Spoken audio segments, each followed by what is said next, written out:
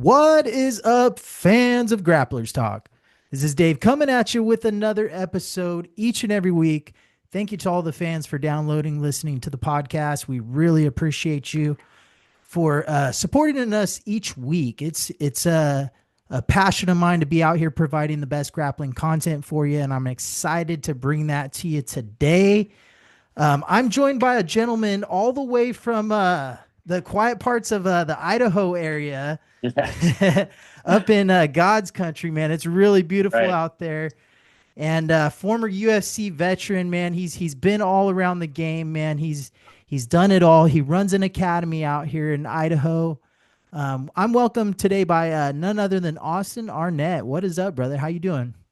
Doing great, man. Thanks for having me on. It's a pleasure. I'm pumped to talk to you and hang out. And I'm a martial arts nerd when it comes down to it. Yeah. Like I really like studying it, and I grew up on Bruce Lee, Chuck Norris, and all that Right. fun stuff. And I've just been a lifelong fan. I want to get into your initial journey into martial arts. How did you get introduced into it? What was your first experience like? And then we'll transition into grappling after that. Yeah. Yeah. So my dad owned a martial arts school since 1982. And it was mostly when he first started, it was a karate based school, karate and like American style kickboxing. So that was kind of my initial as when I was born, as soon as I could start walking and stuff, I was in the dojo and training and learning karate and learning kickboxing. And mostly the striking arts is kind of where I started. And then as jiu-jitsu kind of became popular in the late 90s, my dad became intrigued by it, and started training and buying all the Gracie DVDs and became interested in jiu-jitsu. So then he started kind of, there wasn't anybody out here to train with. Nobody was really doing it. So he would travel around to seminars, would go to Pedro Seau's seminars in like Utah and stuff, would go to San Francisco and train with the Gracies out there, and just kind of trying to get what he could and then bring it back and train with his students. And that's kind of where we started kind of getting into jiu-jitsu and also MMA at the same time. And then the early 2000s, more amateur MMA kind of became a thing. And he started training fighters and myself specifically for mixed martial arts. And in the mid 2000s, when I took my first MMA fight when I was 15, and then it just kind of blossomed from there. And then here we are now. Yeah. It's crazy because if you really think about it, like if you were into martial arts, you really had no big avenue to make money. Like you had to sell like No, DVDs or do like right, these crazy seminars or try to be an actor. Like that was you had to right, get into yeah, acting. But the right, UFC like allowed the true martial artists to get out there and showcase their skills to the world. And right, without the UFC, like I mean, we really don't have all of these martial artists doing anything. yeah, they're yeah, they're so kind of true. confined to their gym. Yeah. So talk about getting into MMA and like what caused you, like what gave you the itch, like what was it that was driving you to want to go in there at 15 years old? That's a really young age, and Yeah. that's getting into it pretty early too. So talk about Yeah. that. Yeah. It was kind of so like I just did martial arts my whole life. And it's kind of it was my life. It's all I did. After school, I was at the dojo, I was training, and that's kind of all I knew. And I did a lot of karate tournaments and full contact karate tournaments as a kid. And then I was training MMA with the MMA team my dad had started. And it was about a month out. It was in the summertime, and my dad just told me, he's like, "Hey, I got you a fight in Yakima, Washington. It's like 4 hours from here. He's like, I got you a fight in Yakima, Washington on July, whatever it was. So that'll be your first fight." And I was like, kind of took him back. So I didn't really choose it. He just kind of told me I was doing it. And my dad is like someone like when he told me to do something, it was like, that's just it. You just do whatever dad says. Like there's no questions. You don't ask anything back. You just do what he tells you to do. So he just Right. told me that's what I was doing. And that's what I was doing in July that summer. And Yeah. so, yeah, and then I did the fight, knocked out the guy in the second round. And then I was like hooked. So going into it, I was like pretty nervous, pretty scared, didn't really know what I was getting into. And then I won and I did good, had good success and knocked the guy out. And I was like, man, this is badass. I'm in. And That's then from that's from there, almost I too was like, hooked. dangerous, I man. know, I know, I know. From there, I was just hooked and I was all in. But yeah, the first one, it wasn't my choice. I wasn't like telling my dad, I want to fight, I need to fight. He just kind of put me in it, and then we were off and running from there. Yeah. So talk about your journey to the UFC. Austin. And Yeah. and how did you build up your record? Like, I mean, who was doing most of your management work when you decided to go pro? And how Yeah. how was that journey along the way? Yeah, I mean, my dad was basically my manager those early on days, just getting me fights as I turned pro, casino shows and whatnot around here in the Northwest. And then I linked up with Rick Little and Sick Jitsu Fight Team, which is where like Mike Chiesa trains and Sam Cecilia back in the day. And now there's like Brady Houston who's in the UFC, and they had a lot of UFC fighters come out of there. So I kind of got linked up with them because they're about 2 hours from where we are. Okay. And so I was doing a lot of cross training. I'm going up there to Spokane and training, and Rick had a lot of connections and was able to kind of help set up some bigger fights for me. I remember getting on UFC Fight Pass card, Titan FC or something, which was pretty big at the time. Getting on Yeah. Fight Pass is kind of, even now today, as you're building up, getting on Fight Pass is kind of what you want. And so I was able to get a fight on there and win that fight, and then go back kind of the casino shows and win some more, and built up a pretty good record and a pretty good name for myself. And then the Contender Series, the first season of that was coming out, and I had a pretty good record. I think I was like 14-3 or something like that. Um, and so Contender Series was out, and we put my name into the hat. And I was able to get signed to the Contender Series, and that's kind of where I was able to showcase myself and really get my name out there and get into the UFC from there. Yeah. For my listeners that aren't from Idaho, and I got a lot of California people Right. and people all over the country, and Yeah. it's a little bit different everywhere you're at, but not, I mean, here in Stockton, there's like 12, 15 places to train just in Stockton, Right. like Yeah. it's Yeah. huge, but like in Idaho and in Washington, it's not as big. Like, I mean, you got to drive a little bit further to get that training in, Yeah. and it can be difficult at times. Yeah. But you built a good relationship with the right people. You got the Right. right fights to get your name built up. Yeah. You've cornered Mike Chiesa quite a bit, and you've always kind of been there for each other. Both of you guys are Yeah. like road dogs, it seems like. Yeah, yeah, Um, yeah. We're best friends, man. Like, he's helped me a ton, and I like to think that I've helped him in turn as well. But he was, he was super help. He's always like a guy that's anytime I have a fight, like it doesn't matter. I fought in Abu Dhabi multiple times. Like he's there with me. He's going. yeah, And the same thing with him when he's fighting in Abu Dhabi or anywhere. Like he's fighting in Atlanta next month. I'll be down there cornering him for that. We just became really, really close from training together, helping each other out, and we just created a bond and kind of this like us against the world kind of thing. And we're always going to be there for each other. And no matter where it is or what we're doing, like we are just kind of road dogs, like you said. And yeah, and he's been super helpful for me, and not just like in learning martial arts and growing my skills, but just like being someone that's behind you and backing you no matter what, even in the losses and the wins. Like, we don't waver. We're just still there for each other. So it's been a really helpful relationship through fighting and through martial arts. Yeah.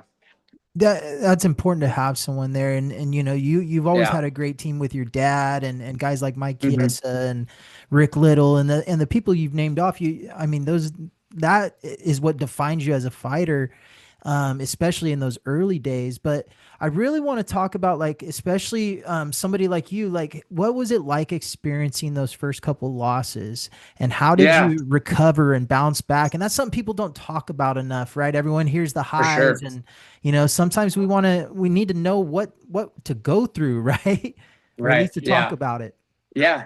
No, it's tough, man. I mean, losing like in anything, it's just it's tough, and it can wear on you mentally. It can make you question yourself, question if you're doing the right things, questioning if you're good enough for to compete at certain levels. It can bring a lot of self-doubt into your mind. I'm a pretty confident person. Um, I never really got down on myself, honestly. Even in the UFC, going through some losses and stuff, I always felt like I was just like right there, like I'm just. And in most of my losses, like I wasn't getting like blown out. It was like just a little thing here, a little thing there, position I Minor lost in adjustments, here. right? Yeah, and it just always felt like I was just like right there. And I always just felt like I was going to break through on the next one. And I tried to just, I don't know, be almost delusional sometimes. And like you kind of have to be a little bit delusional in the sport. If you have doubt, like going into a fight, you're screwed, man. Like it's not going to go good. So you have to have like this delusion to where like you're the best, you're going to beat everybody in the world. Um, and I feel like I always kind of had that, and I still feel like I do right now. I feel like I go in the UFC and smoke dudes right now. So You got to, though. yeah, you just kind of have to have this confidence and this unbreakable spirit. And I just never really had a problem with getting down on myself. I just always, every fight, man, I just feel like, God damn it. And just this one little thing, I switched that. I'm winning that fight easy. I'm finishing that guy there. And so I just kind of always looked at it like that. And maybe that wasn't always the case, but that's how I felt about him. And I guess that's all that really matters is how you feel about it. So that's kind of how I always took the losses. I would be down for a little bit. Obviously, you're upset, you're down, but I just always had this, like, I'm going to turn it in the next fight. Like, I'm going to turn it in the next fight. Don't care. This next fight, I'm going to make the adjustment. I'll be fine. And that's kind of how I was always looked at it.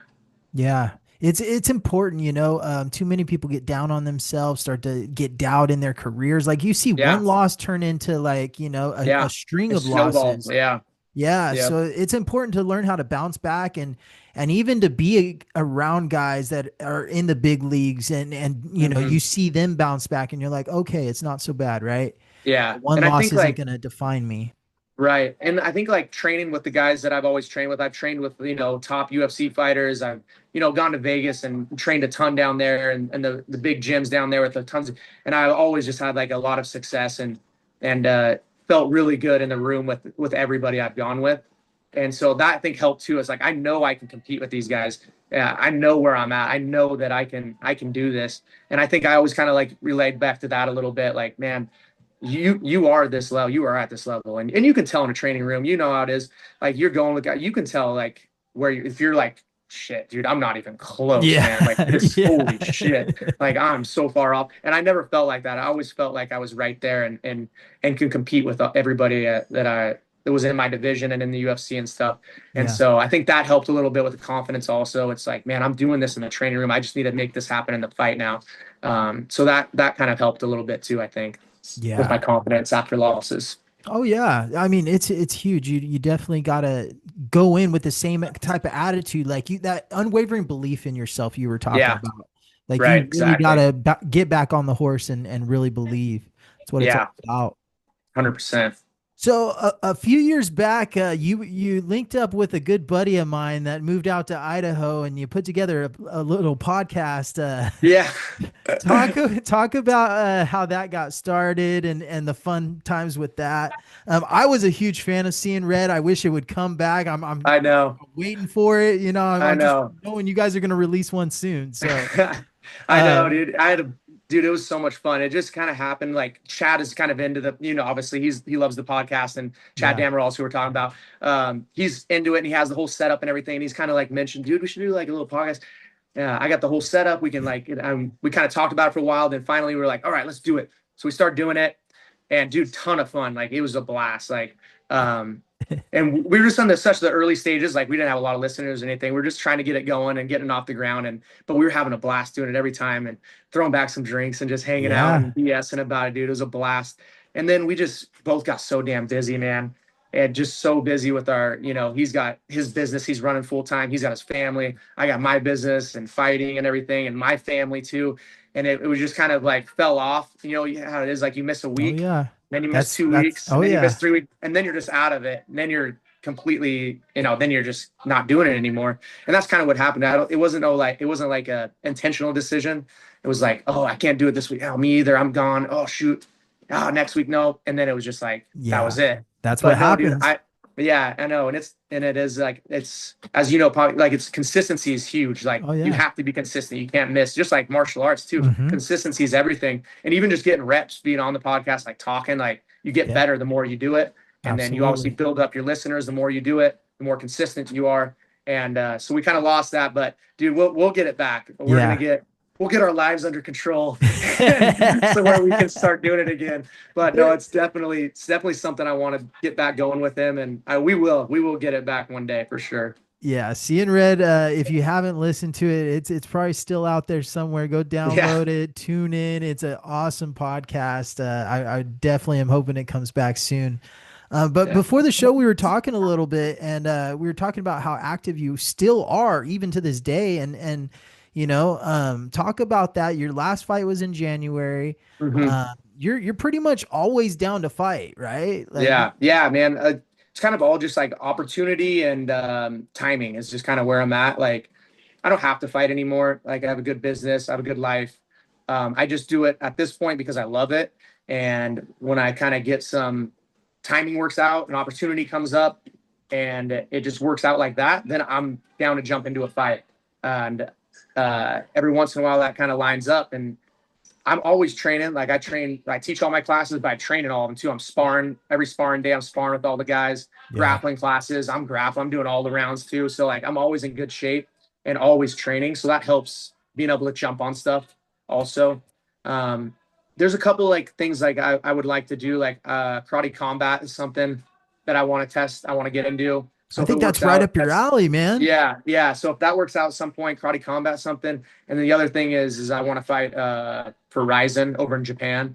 Those are like the two like bucket list things I kind of have left on my like career. So staying a little bit active for hoping one of those pops up is kind of what I'm doing right now. I want to fight in Japan for Ryzen because that's basically the pride of Yeah. nowadays, you know. Yeah. If Modern I day don't pride. one of Yeah. those New Year's Eve cards, dude. Oh my God, it's a dream. Yeah. So that and then a karate combat is kind of like where my head's at and what I'm looking at for like future and something I want to do before I'm completely done. Yeah. That's pretty badass. But talk to my listeners a little bit about what it's like fighting overseas. A lot of people haven't experienced that. Yeah. Just the trip to Abu Dhabi alone is a long ass Mhm. flight. What Yeah. did you experience when you traveled over there? Yeah. So I've done a lot of, so in the UFC, I fought in Australia and Argentina were two of my fights in the UFC. So those are also similar to Abu Dhabi. Then I fought a couple times in Abu Dhabi also. So I've had a lot of overseas. I got better the more I did it. I kind of learned a few tricks, timing yourself with your sleep, how to readjust once you get there. First couple times it was brutal, and I just never like got switched back on. The Australian one was really tough. I just felt like I was like in a fog all the way to the fight, and then just felt like I never could like snap out of that really. Um, but like the last Abu Dhabi one, I felt like I finally got it dialed in on how to like the when to get over, how to adjust my sleep as quick as I can, and then how to get back going and get switched back on, and how to shake out that flight. So that last one and that last one I won in Abu Dhabi, I felt like I really kind of figured it out. But I'm not trying to do those Yeah. anymore. Dude, they're Yeah. brutal. It's like 20-hour flights. And Yeah. then the time difference is like 12 or 13 hours. So like just complete opposite of what you're on over here. And it's just like, it sucks. Yeah, It's tough. dude. It's not easy. Yeah, I And couldn't even you're imagine. cutting weight Yeah. on top of it too. So it's just like, it Yeah. sucks. It's not fun. Yeah, no, it definitely like I mean, I like those embeds where they were during the pandemic when they were going over to Fight Island and stuff and Right. you actually seen those long flights and the guys, getting over to Abu Yeah. Dhabi 2 weeks in advance or 3 weeks Yeah. in advance. Guys like Connor camping out there and Right. Yeah. I mean, like that's ideal. If I could afford and have the luxury to like leave just my get a gym and yacht. everything for that long. Yeah. Yeah. Dude, I mean, like, yeah, it'd be way easier if I could do all that.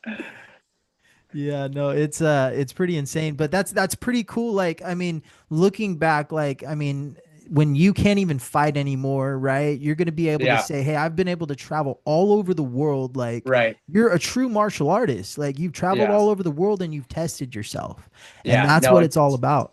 yeah. And it's just like fighting's given me so much opportunity to experience the world. Like, I mean, I've been everywhere. Like, it's so cool. The places that I never, like as a kid, dude, I never thought I would have been. So total, I've been to Dubai and Abu Dhabi 5 times now between my fights and Mike's Wow, fights.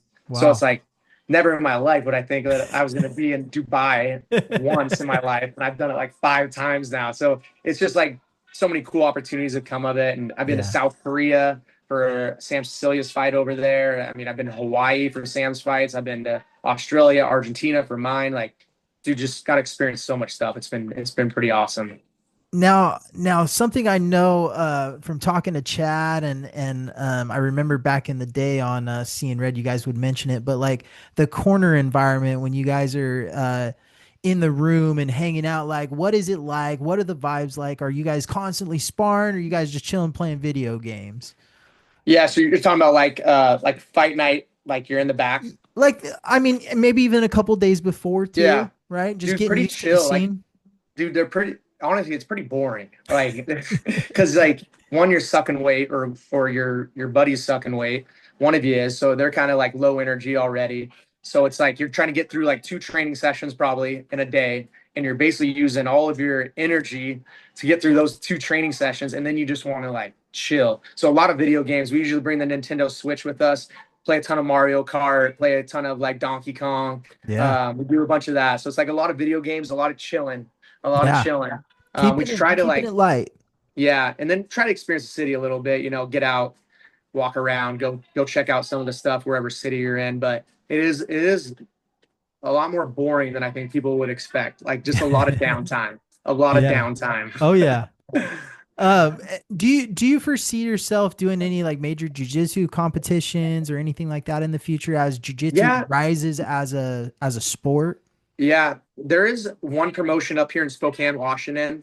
It's called the Spokane Submission Series. They might have just changed the name, but they do professional grappling matches. So they pay grapplers. So they do like a tournament, like a kids tournament, adult tournament, and everything. And then the evening they do like 10 match, uh, like a jiu-jitsu show basically. And now they do it in a pit. So they got a pit and everything they do I've it in. seen that. Yeah. Yeah, so it's pretty cool. I did one of those about a year ago now, and I won that one. It was a lot of fun. Yeah, it was fun training for it. Just really like specifically just going grappling, doing no striking, just doing grappling every day, which was different for me, and just solely focusing on grappling. So that was a lot of fun. And I did one of those, and I might do a couple more of those ones there. And then I don't know. Yeah, we'll see. But that one's kind of nice because it's only a couple hours away, and it's on Flow Grappling now. Yeah. So it's starting to build up a little bit and get some traction. So that's pretty cool. We got something like that around here. Would you I mean, somebody like you, who's experienced in striking and stuff like that, would you consider even a combat jujitsu like type of Yeah, that would be career? fun. That would be fun. I would like to try one of those. Yeah, I'm open to like everything. I've done Yeah. professional boxing. Um, I guess I did a professional grappling match with that. I've also done professional MMA fighting. So like the more things that I can like put myself in, like Yeah. I'm for. Yeah, no doubt. Yeah. I like Yeah, it. so one of the fighting the grappling fights ones would be cool. I'd be into that. Yeah. I just want to get into a couple more things before we wrap it up. I know you're on Yeah, limited time. You're in between classes too, so in Austin's between. taking the Yeah, time. yeah, But yeah. You're good, man. no, real quick, I just want to talk about your fight promotion. How originally did that start, and where's the heartbeat at today, and what events do you have coming up? Yeah, so this started. My dad actually started the promotions in 2007. I think it was when he did his first show. So he started doing them in 2007 here in the Valley in Lewiston, and then the casino, the local casino here, was like, hey, he was starting to build up a pretty good name, putting on his own shows. They like, we want to bring you in, start doing shows at the casino. So he started doing those in like 2008, 2009, and he did them all the way up until he passed in 2020. And then when he passed, obviously, I just kind of took over that. We did a little bit of rebranding, changed the name of it and stuff, and did a little bit some things different. But it's hotter than it's ever been. So we do 2 to 3 shows a year out there, and everyone sells out. 1,600 people. Wow. People just get stopped. I mean, we could sell a couple thousand easy because people are at the door turned away because they're out of tickets. So it sells out every single time we've had one since we started doing them again in 2021, I think 2022 maybe after COVID. Um, we probably had like 10 events. Every one of them sold out, and it's super hot right here in the Valley. We have our team's pretty deep right now. We have a lot of pro fighters, a lot of amateur fighters, and pretty high level guys. And so they've got created a big following here in the Valley. And yeah, so the promotion game's pretty hot right here right now. Yeah. Yeah. You also have a very good Dana White type of clarity when you're talking about the fights. And I mean, dude, you get people amped up for them. Like, I didn't know any of these guys. Like, and I watched one of your videos and I'm like looking them all up, and That's I mean, it was awesome. That's what I amazing. You like. did so well with that, man. You got to have that personality to be able to do that, right? Yeah, you got to be outgoing, get out of like kind of get out of your own skin, and you got to get people excited. They don't know what a lot of people local shows, they know who they're going to watch, but there also is a ton of people they're going to go that don't know anybody, and so Yeah. you got to give them reason to care about these guys. So you got to kind of tell them about them and give them a story and tell them why this guy's really good and you need to watch him, and gets everybody kind of invested Yeah. because people want to go to watch because they care about something. Right. People will go and just watch guys fight, random guys, but it's a lot more fun when you know somebody or you've heard about somebody and they have kind of like this aura that you're like, man, I got to see this guy fight. So the more you can get that out there, I Yeah. think the more interest it builds up. Yeah, no, it's definitely you're 100%, man. I remember back in the day waiting in fight lines and stuff like that, and everybody, they knew somebody fighting or their cousin was Right. on the card, and it Yeah, really exactly. changes, how you look at those fights. You're Yep. excited, like it's a Yeah. real big deal for you. But Yep. in wrapping this thing up, Austin, I just want to talk about where do you see the future? Where do you see your gym going? Where do you see your fight promotion going? What do you want to do? Yeah. With the gym, man, it's just hopefully expanding one day. Like we're getting to we have like with kids and everything, we have like 320 members right now.